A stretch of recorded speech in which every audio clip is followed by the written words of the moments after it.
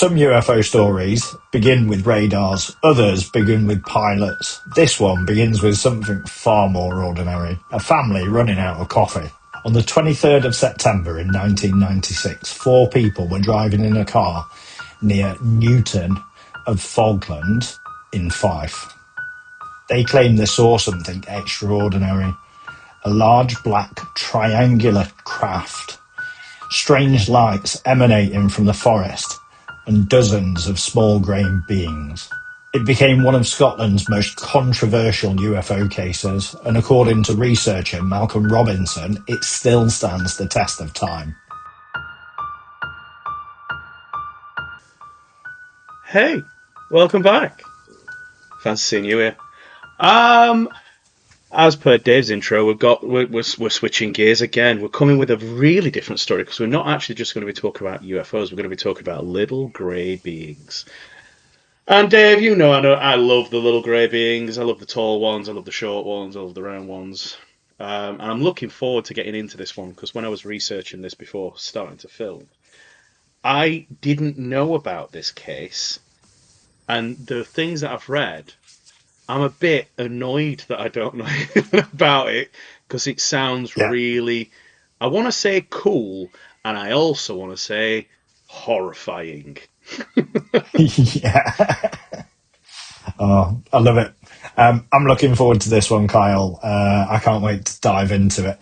Before we get started, why don't you consider hitting the subscribe button? It's a little button just down below. Just give it a little press. It really helps out the channel, helps to share this UK-based UFO content, UAP content with the wider community. We'd be really grateful. So don't be shy. Give it a little press. It's free. Totally free. Free hugs if you do, from me to you. Free hugs. Kyle's a big lad. He might give you a bear hug. I'm not really a hugger. Before we dive into it, though, Kyle, shall we do the news? News. Yeah. Let's do it. Have you got anything this week, Dave? I have. Last week, we shared some images with you guys. So when we publish this, you'll have seen it in the kind of video before. And I think what's interesting, I was really dismissive of one particular photo that you shared, Kyle, which was where there was 2 individuals side by side. I've been watching a lot of content over the past week, and one thing that's fascinated me is the lady missing scientist. I've really forgotten her name. Kyle, in the edit, if we pop up a name in some text, it'll really help out the viewers to know who we're talking about. But basically, I think one of the latest scientists that's gone missing, within the 24 hours before her disappearance, she'd recorded a video talking about that photograph, and she described them as P47s and P52s. And what that meant was present plus 42,000 years and present plus 52,000 years. And basically, what she was saying is these beings are us, but from the future, and they've travelled back in time. And there's a catastrophic event sometime in history in the not too near future, apparently, that will drive people underground to avoid it. And there's a weird kind of scenario where some people that don't go underground still survive, but the evolution of that event leads to these beings looking the way that they do, but they are from our future. Is basically the hypothesis she's putting out there. And I found it fascinating. And I just wanted to revisit it, Kyle, because I think I was quite quick to go, yeah, it's a bit weird. The noses are a bit too weird. Yeah. I think with the context of maybe that thought, I'm now a little less skeptical. And I'm kind of like, oh, it's really interesting. What do you think about that? Well, three things, really. First thing is, I think that's a testament to your character, mate, because that's what this is all about. It's the more you dig, the more you can kind of challenge your own opinions that you're probably coming out with while we're talking about stuff. And I like that about our conversations, to be honest. That's number one. Number two, well, I look at them and like, you know, when we watch movies and like, it's funny because me and my partner are watching E.T. this weekend. Oh, really? Yeah. I still get a little bit teary eyed towards the end. I know, said Nice. right. But like when you watch Close Encounters of the Third Kind and you see these little grey beings with the almond-shaped eyes, Whitley Strieber Communion is another one. You get what Yeah. I think is a very fake representation, a well polished version of what these things potentially could look like. When I look at those photos, I see potentially what real life views of these beings could be. So when you look back at the photos and you compare it against what you would naturally call a grey, number one, the skin colour is a little bit different because they do say that they can be pink or grey or like a bluey colour. But also the skin tones, like you can see different levels of skin tone. You can see different shapes to how the head's formed, rather than it being an absolutely perfect. I'm trying to think of the word, like a big, perfect kind of ovally shaped head. So I think the photos actually, yes, there was some dodginess around the nose and the chins from what I could see, but if you were to wake up in the middle of the night and see something like that, you are probably more likely going to be seeing something like that than something you saw on a film, because the film is a Yeah. representation of what someone can remember, and that is how I viewed it. Now, the third point is, if anybody's never heard of a guy called Michael Masters, I suggest you go and look him up after this, because that is his hypothesis. He has come up with a hypothesis called the extratempestrial model, and he's wrote a book about it. He's had some very strange experiences himself, where he's been given downloads of information, and his hypothesis that he's written down in a book is exactly that these are time travelers, the UFOs being time machines, that they are coming back to interact with us to try to deviate us away from a particular timeline where we end up basically as them. It's a really good read, Interesting. very good podcast. I would steer you Great. towards Jesse Michael's version. He had, I think, Okay. a 2-hour chat with him. Really good, really good. Wow. So yeah, that's my thoughts. I think it's a theory that holds a lot of water. Yeah. It'll be interesting.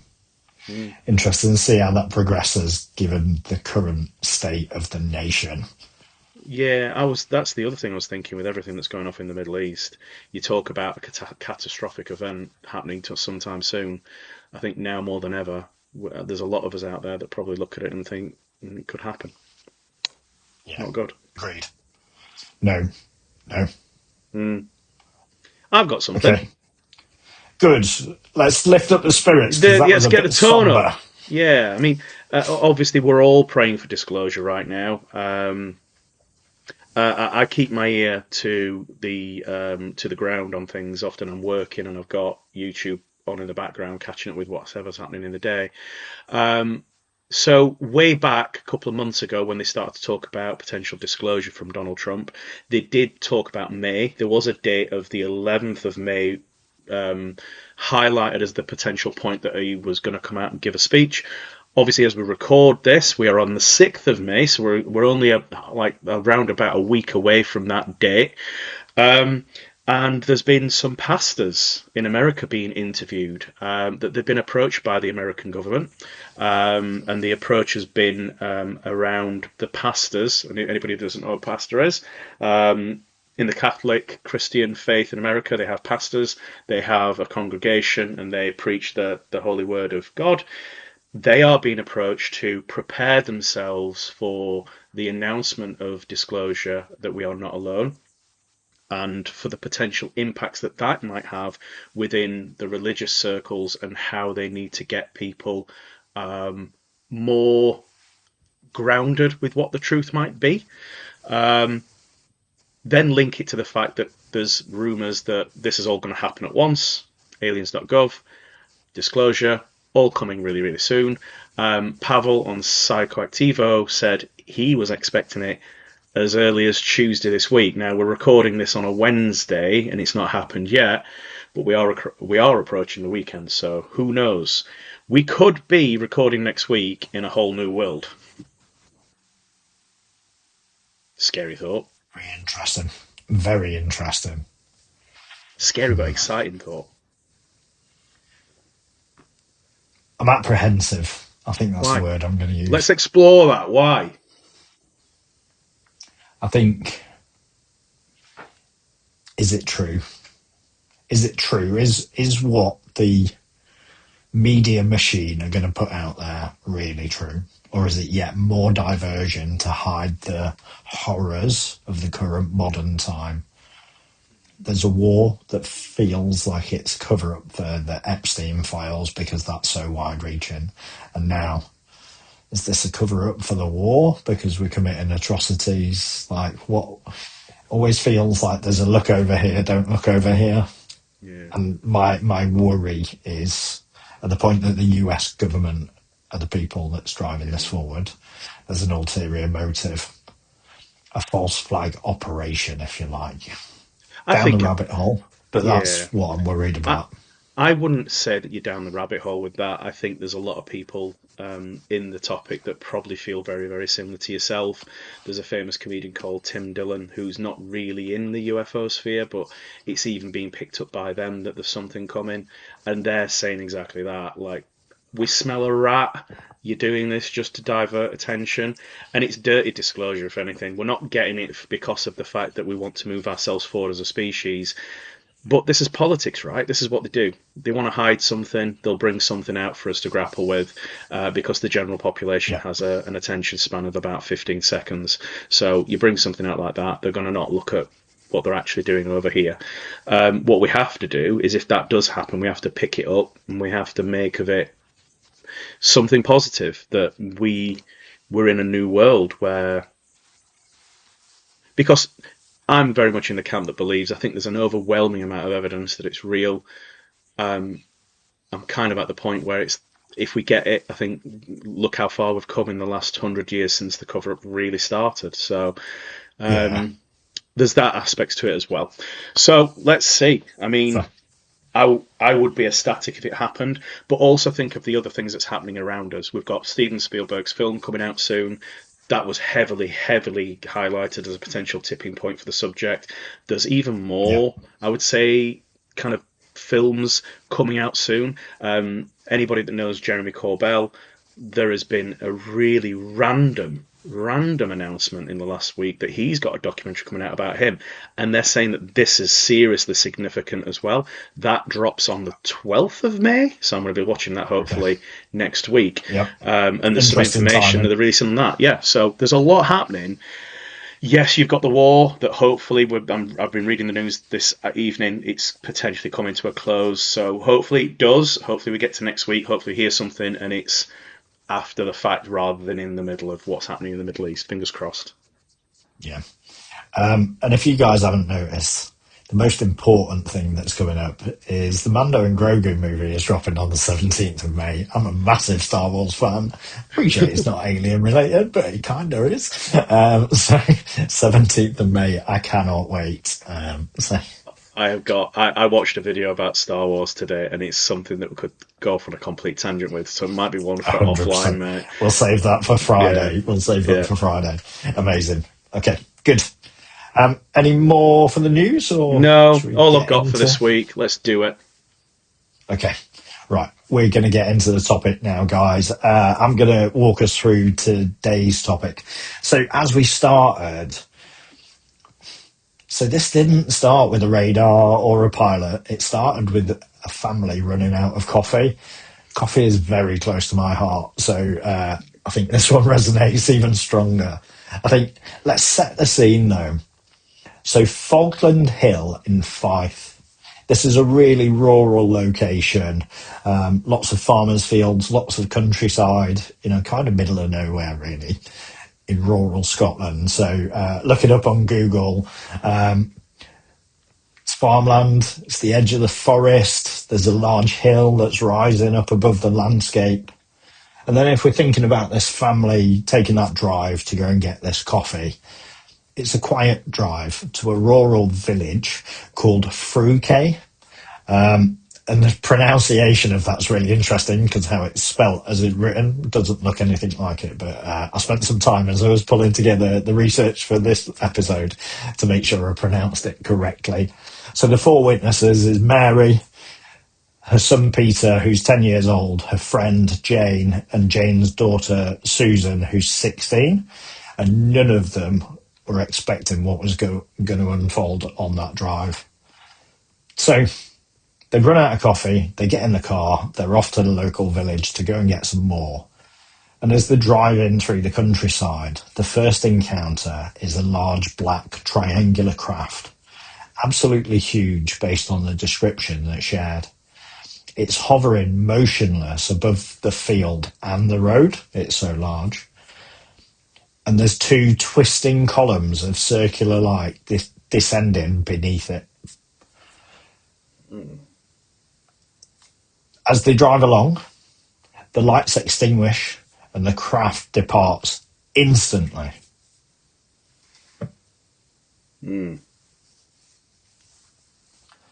So they get through that. And then the next part is they head in, they get their coffee, they're all a little bit discombobulated. It's kind of weird. They head back. They've got their coffee, and the same or a similar craft flies over the car. And Peter, the young boy, screams, convinced it's going to crash into them. It's so close. I mean, imagine how you're feeling at this point. You've got some kids in the car, you're adults, so say it's you and your friend, and you've got your kids in the car. How are you going to be feeling at that point? Freaked out for me. I've got so everybody that knows, like when we're filming this, I always have something that I can refer back to as well, because like I like to sequence it. Who in the hell is going out for coffee at 8 p.m. at night? How tired you gotta be? So that I read that and I was like, I kind of read it 3 times. I'm like, coffee at 8 p.m. at night. That's how it starts. What the hell? Yeah. That being said, I'm not judging. Some people really need the coffee. But yeah, you get out, you see these columns, it disappears, they get the coffee, they come back, and then it overshoots them. I suppose, again, like putting myself in that situation, I think I'd be a bit in awe, but I don't have kids. If I got kids in the car, there might be some concern that, well, what is it? And then, yeah, I mean, then take yourself out of it and then kind of think about people that probably don't know what they're seeing and literally alien things in the sky. They're not used to seeing. It's not a plane. It's not a helicopter. Gonna freak them out, right? Especially being that time of night. It's September as well, so it's going to be pretty dark by that point. Well, getting on towards being dark. So it's I would say concerning. Bit nervous. Wondering what the hell's going on. Are we being invaded? Yeah. Yeah. It's really interesting, isn't it? So they arrive back at home. They're all talking about it, and they decide to go back out. So they get back in the car and go back out, talking about it like, did this really just happen? So they head out. Red, blue, and green rays of light are rising up from the forest floor into the sky, visibly. And then there's thousands of tiny white lights hovering about 1,000 feet up above the forest. And a large orange glowing sphere above the hill, sparking with electrical energy. And that's what they see. So they go back out. They've already had 2 encounters at this point, and they go back out, and then they're seeing this.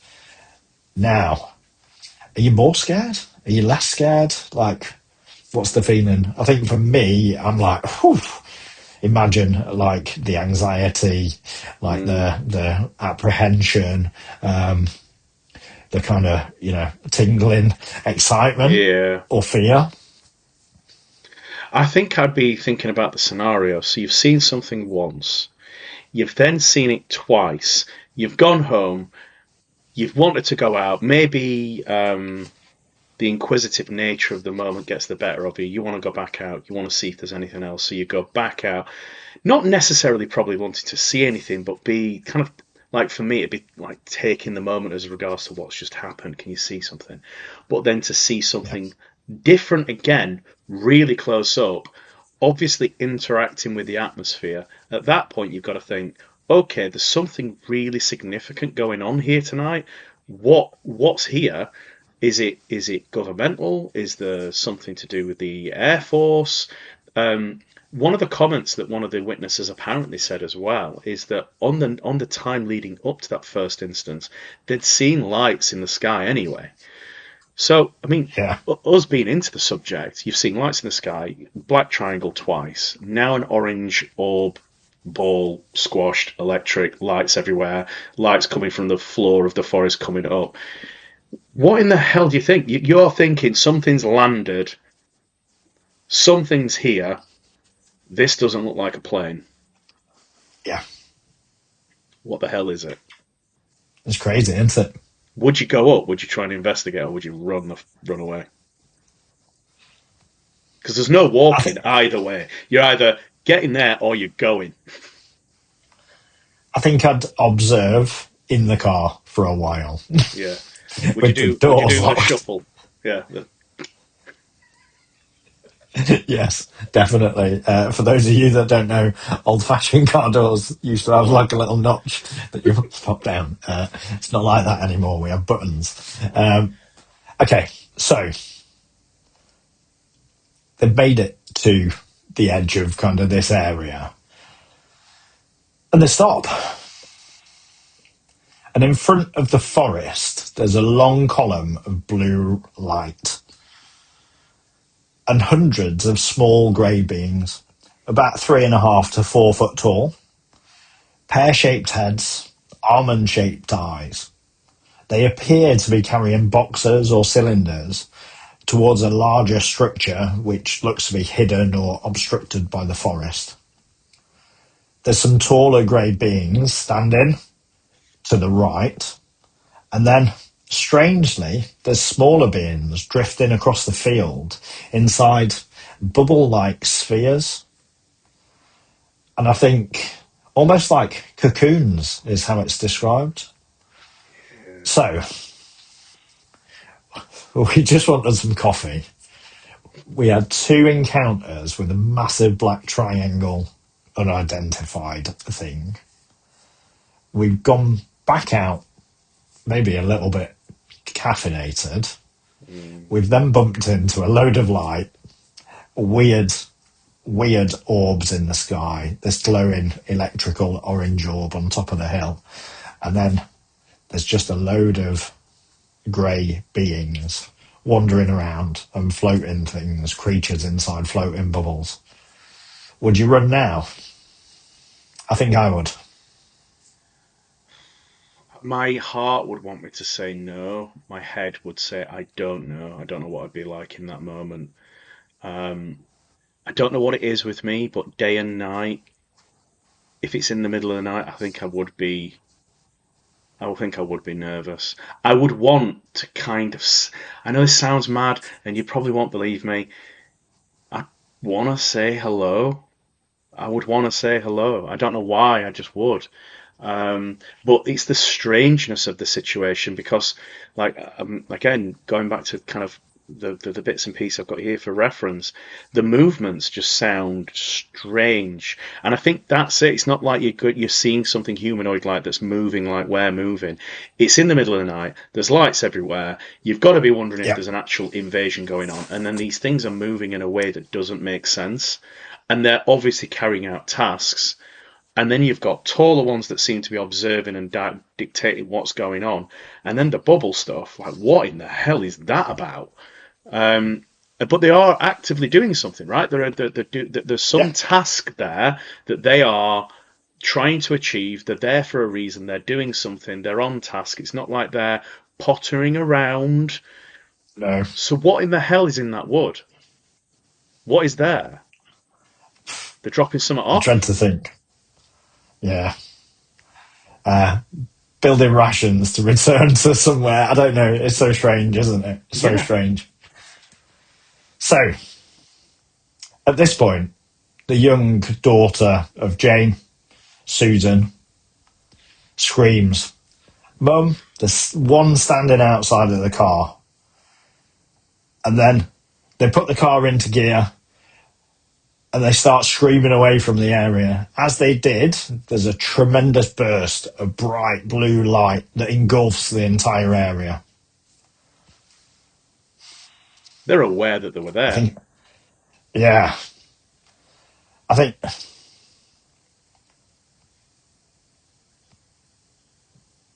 it's really strange.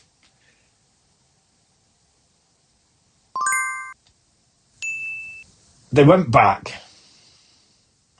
and then curiosity got the better of them, so they went out again as a four.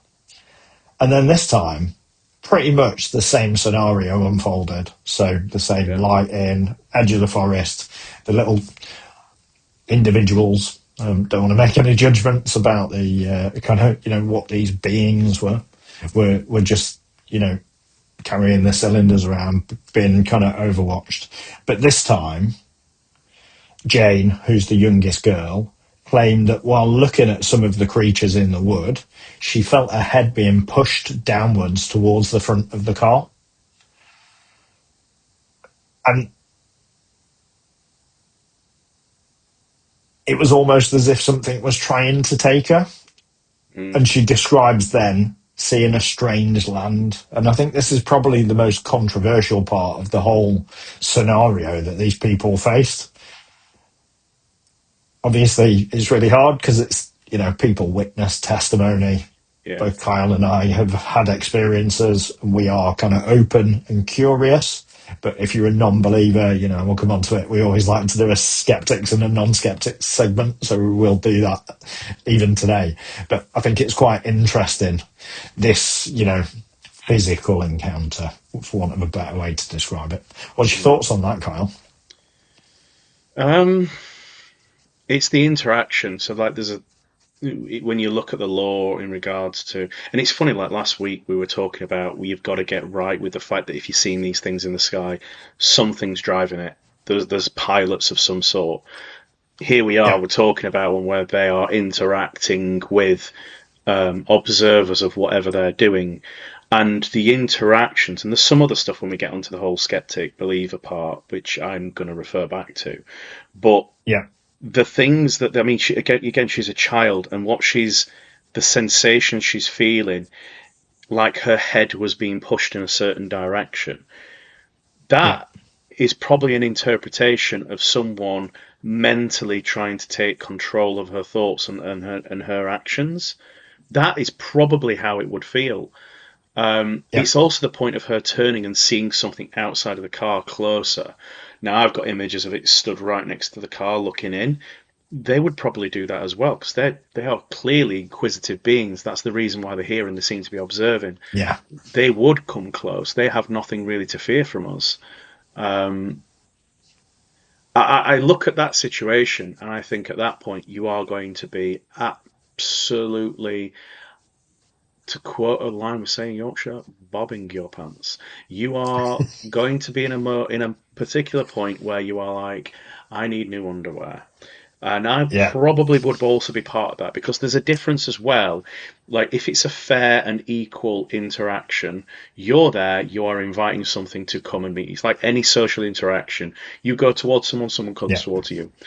When something comes towards you without you knowing, or without your awareness or your acceptance of it, it's quite an aggressive move. If something's come up on the car like that, it's going to be a scary situation, especially for a child.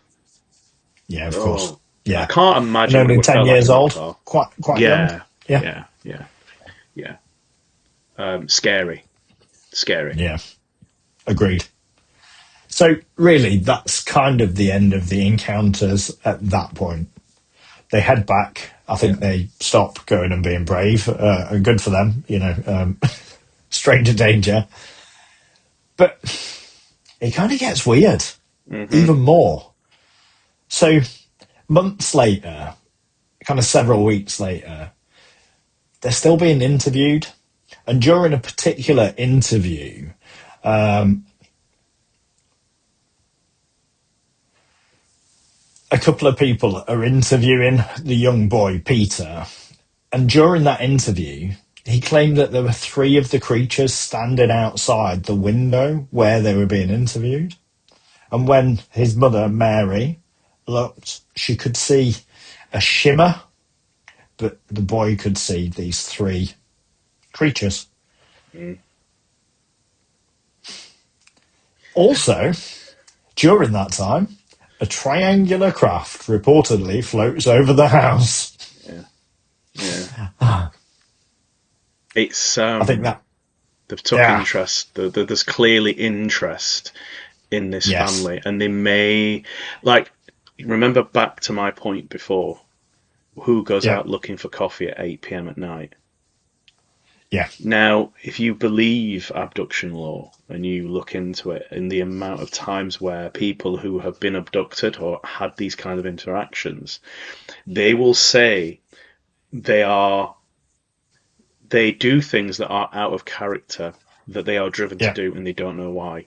Like perhaps going to get coffee at 8 p.m. at night to put them yeah, expose them and put them in a vicinity to have an interaction. You're compelled to do it. It's not like you even got a choice. I'm not saying that yeah, that's what's happened to this family, but this family seems to be of interest to whoever these things were, and it is the aftermath for me that's the most interesting. Like that interaction where they seem to be cloaked in some way, but the child can actually see them and they're watching them. It's like they never left. yeah, yeah. Is it strange, isn't it? That. Hmm. Mm. There was also like I'm picking up here that they also talked about there was a lot of strange things going off in their bedrooms at night. Yeah, well, I was going to come on to that. Oh, So oh, I've you, I've you I've you keep jumped. yours. I've jumped. I've You've jumped ahead. Go jumped. for it. Go for it. I think there's more weird stuff in the house. Yeah. It's almost like poltergeist-like activity. So Kyle's just giving you a little bit of a spoiler. Some strange stuff happening in the bedroom. One particular point to call out was they were sat eating and they could hear water being drank, like by a cat. They had a cat in the house. So it wasn't particularly peculiar. But when they looked down, the cat wasn't there. But the water was being agitated and moved Jesus Christ. like something was drinking it. Almost like a poltergeist, right? Yeah. So something invisible, an entity, a creature, whatever it was, interacted with the water in the water bowl. That one's scary. Yeah, it is. But again, like the whole poltergeist ghost experiences do seem to raise their head when people have experiences with this phenomenon. It's so strange, and when you're open to it, you'll start to see things that literally don't make sense. No. So I've got a dog called Brian. If I Yeah. heard water being drank from his bowl and I'm like, why is he drinking like that? And I look up and Brian's not there, but the water's moving. I'm buying sage and I'm ringing a priest. Yeah, I think I'd be exiting the property stage Yeah, left. yeah. And funnily enough, Um, my house is haunted and Dave knows. yeah, That's I never do. I happened. do. Don't freak me out again. Right.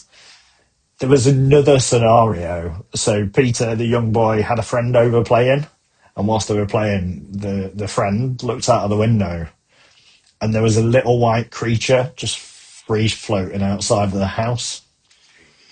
That well and truly freaked them both out. Obviously, Peter had already been through a number of encounters at that point, but Yeah. his friend was equally kind of freaked out by that. I think at this point, that's a culmination of events. They've had Mm. the experiences out on the road, going to get the coffee, and then multiple experiences, going back out, being brave, and then it's happening at the house. Would you move house? I think I might. No, no, I You wouldn't? wouldn't. No, I wouldn't.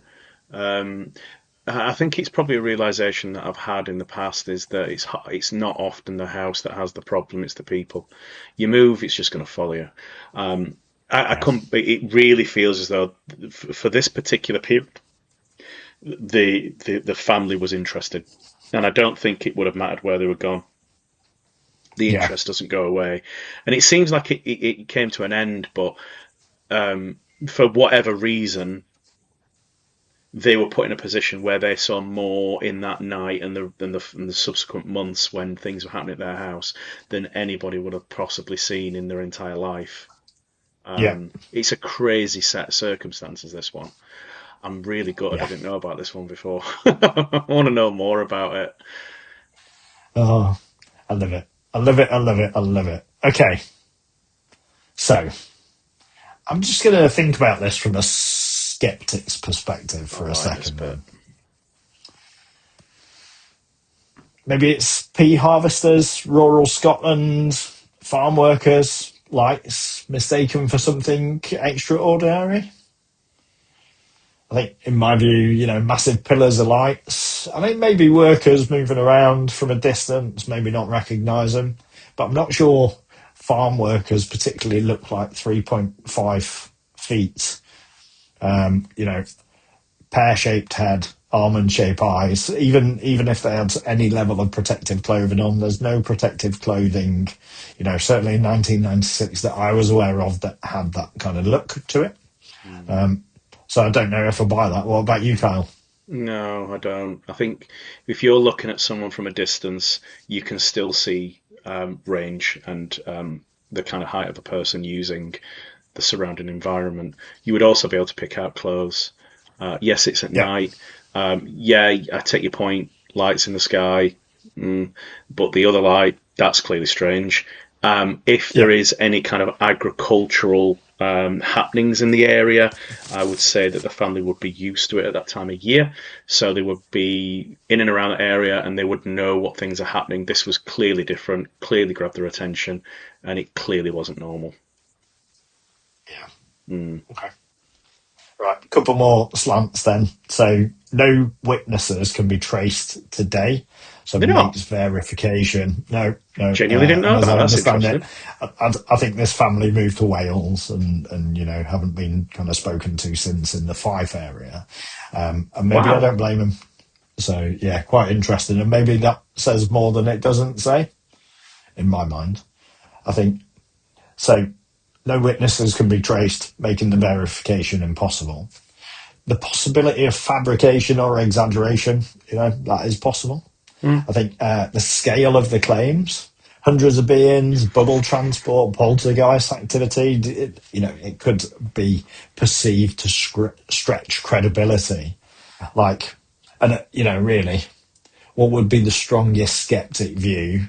Classic case of misinterpretation amplified by fear and driving a narrative drift. Do you know what I mean? Like Mm. it's that your mind remembers something wrong. I'm scared, and I'm just gonna it was the Loch Ness monster, or you know what I mean? Yeah. Like, Yeah. what do you think? Are you on the skeptic side? No, it's funny because like with some of the ones that we've done, we've we've we've talked about stories that have had actual tangibles, and I've come away going, Yeah, it was fake. This one has the least, and I'm actually more inclined to say that this is more true than most. I think there's various reasons. They moved away. We don't know the names. They've not yeah, released the story for infamy, money, or anything else. They no, came out. There was obviously interviewed quite a lot. They're clearly avoiding the limelight for this. I mean, you listen to this. This could yeah, easily be turned into a bloody movie. Um, yeah, it's not like I would say I'm very deep in the topic, and this is the first time I've heard of this, which is yeah, crazy. There's other things for me. I mean, we can get onto the believer argument in a minute, but the skeptic side, it doesn't. I feel like it's more excuses as to why it's not real rather than actual proof that it doesn't make sense. Like this, it, yeah. I mean, yes, they are. They are. The claims are quite big, yeah. but why would they? Why would they over egg it if they're not going to claim any infamy from it? Sure. Yeah, I think I'm with you. Yeah, I'm not really buying the skeptic thing. I think there's too much detail in yeah, the that too. accounts, and I think having seen stuff like you don't need photographs. Photographs are great, right? But Mm. you don't need it for it to have happened. Like it's not Instagram. We don't need pics or it never happened. Like that's not the world, really, is it? So yeah, I'm not there. Let's talk about then the believer's stance. Yeah. So Malcolm Robinson, who I mentioned right at the beginning, he was the person that kind of interviewed the family and brought this story to life. And he's actually released a book, and we'll drop a link in the description. It's called The Falkland Hill UFO Incident. It's by Malcolm Robinson. It was released, a long time ago now. But do show him some love. Go buy his book because I think it's fascinating. And Kyle, you'll be able to get a bit more if you want that. So he's a lifelong investigator, and he had a reputation, does have a reputation, for debunking 95% of cases. Okay. And he says the witnesses, all of them that he spoke to, were really sincere. Like, why would you lie about this? I think, so that for me adds that credibility, right? A key debunker, he's there, he's buying it. I think there's multiple phases to the events that unfolded. The crafts, the lights, the beings, and then the kind of post-event poltergeist, weird interactions.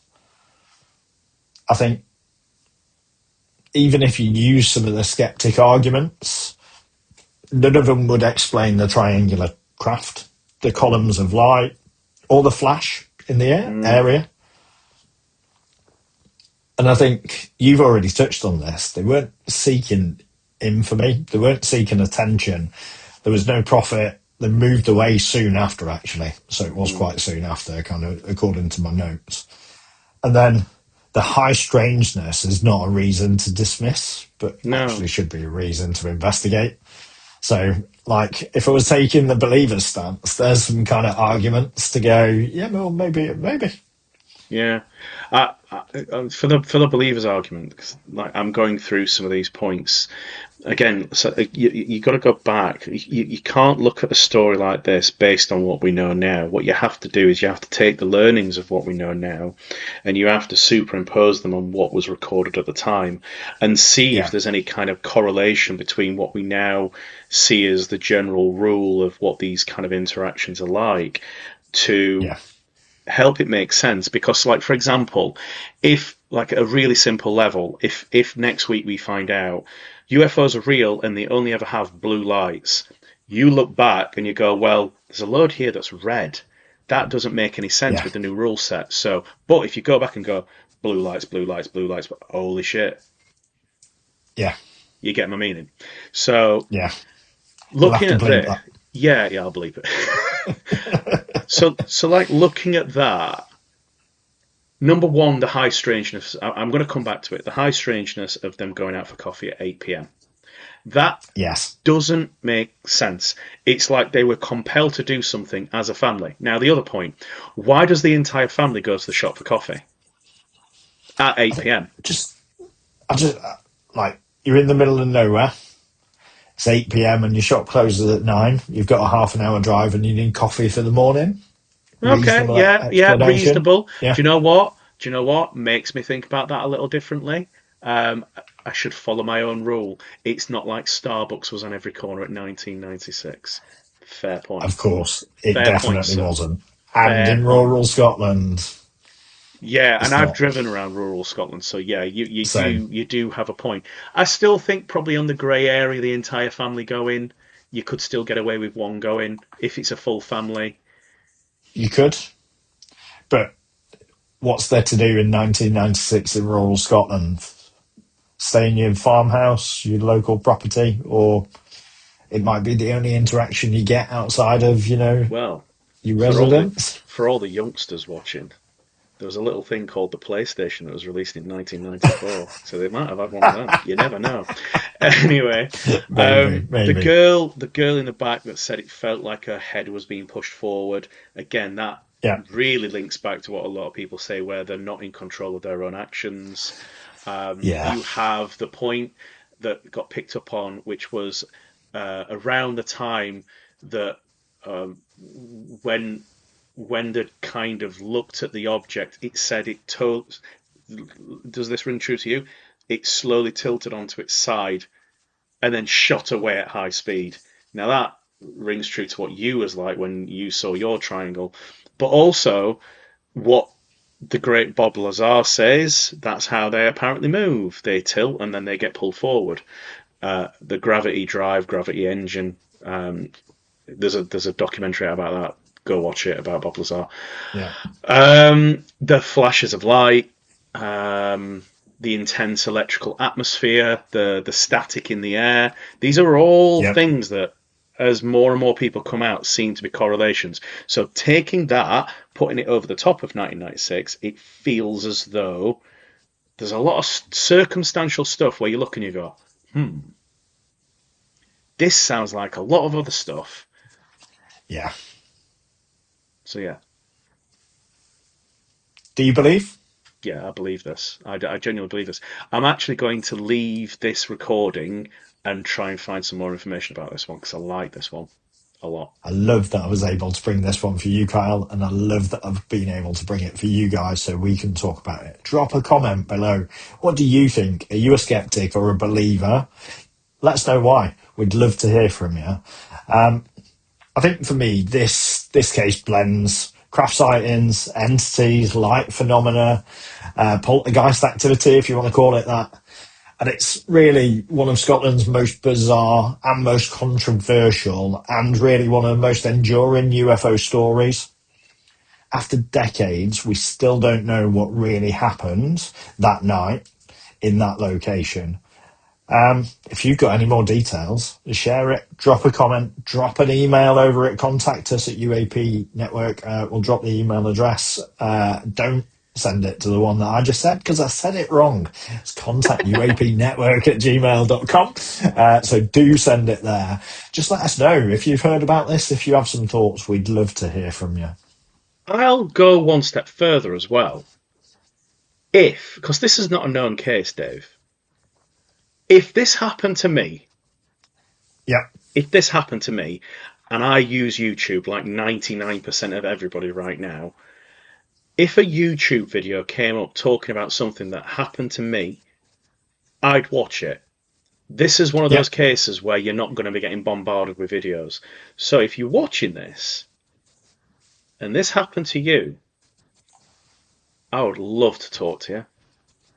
I would love to talk to you. I would love to know more about what happened to you, because they're going to be around. Yeah.